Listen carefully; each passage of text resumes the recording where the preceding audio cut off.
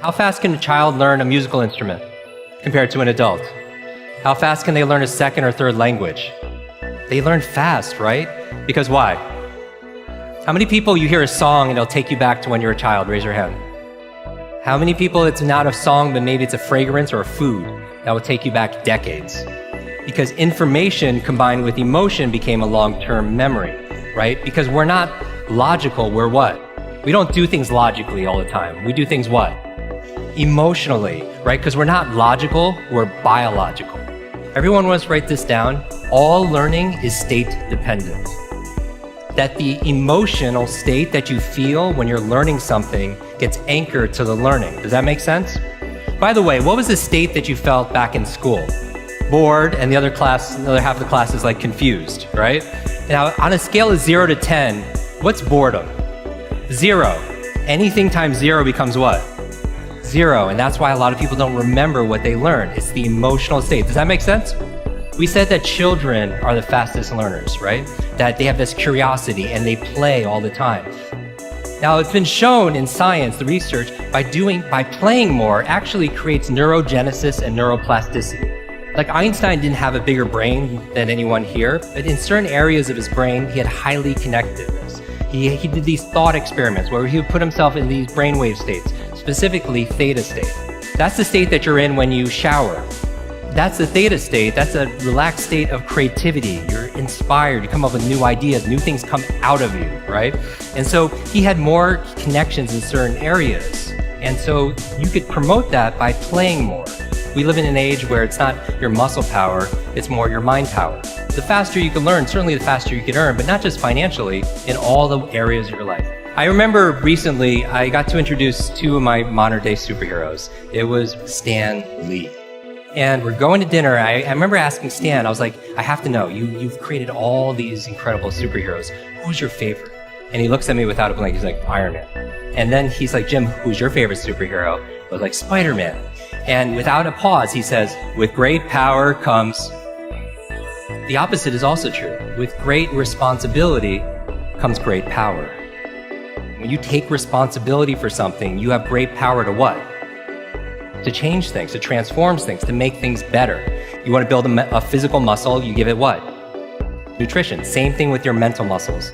Information combined with emotion becomes a long-term memory, right? The state that you learn something in, the mood and the feelings that you learn something in gets attached to what you want to learn. I'm going to give you 6 keys to learn anything faster. You can write these down. I want you to remember, be fast. Be fast. 6 keys to learn any subject or skill faster. So the B in be fast stands for believe. Because if you believe you can or believe you can't, either way, what? Either way, you're right. All behavior is belief driven.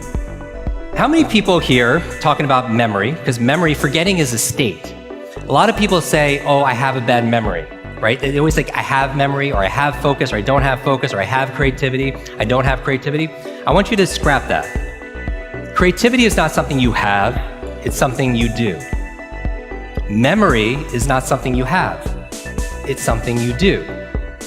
There's no such thing as a good or bad memory. There's just a trained memory and an untrained memory. Your brain is like a supercomputer, and your self-talk is a program it will run. So if you tell yourself you're not good at remembering names, you will not remember the name of the next person you meet because you program your supercomputer not to. Your mind is always eavesdropping on your self-talk.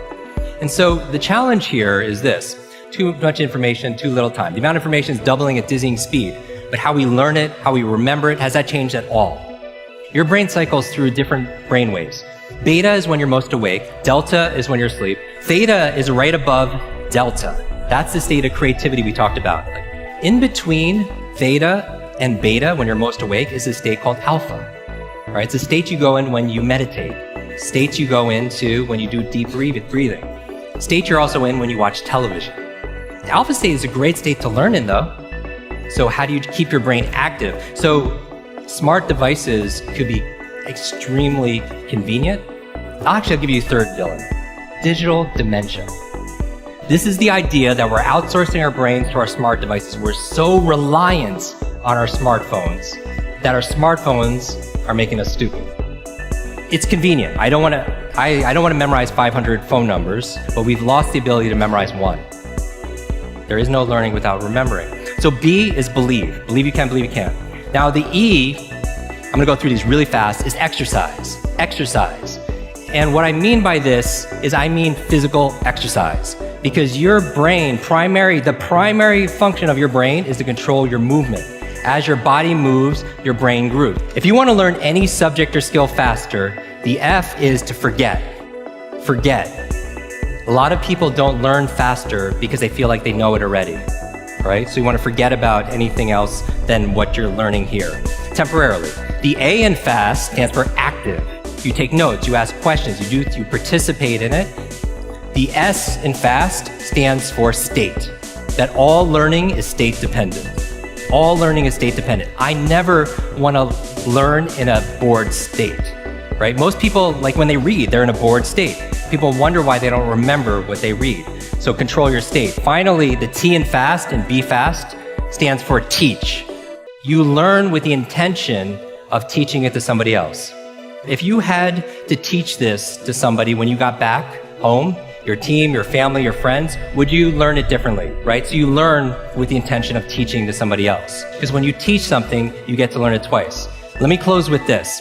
When I got home, there was a package waiting for me. I opened up. I don't know if you could put this slide on, please. I opened it up and there's this photograph.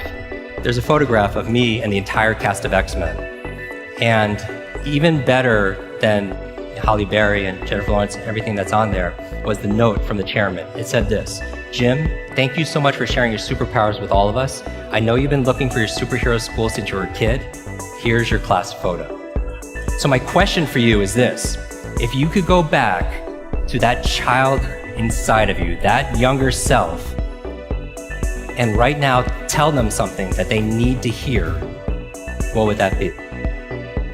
And if you were to go in the future, 1 year, 2 years, 5 years, 10 years ahead in the future, I believe you have wisdom inside of you.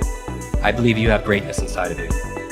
If you were to project 10 years ahead of time and look back on this day right now, what does your current self need to hear from your future self? I have a quote that I get quoted on more than anything else. It talks about an egg and stress. That your egg is like your life. That if an egg is broken by an outside force, life ends. But if it's broken by an inside force, life begins. And all great things begin on the inside. Thank you very much.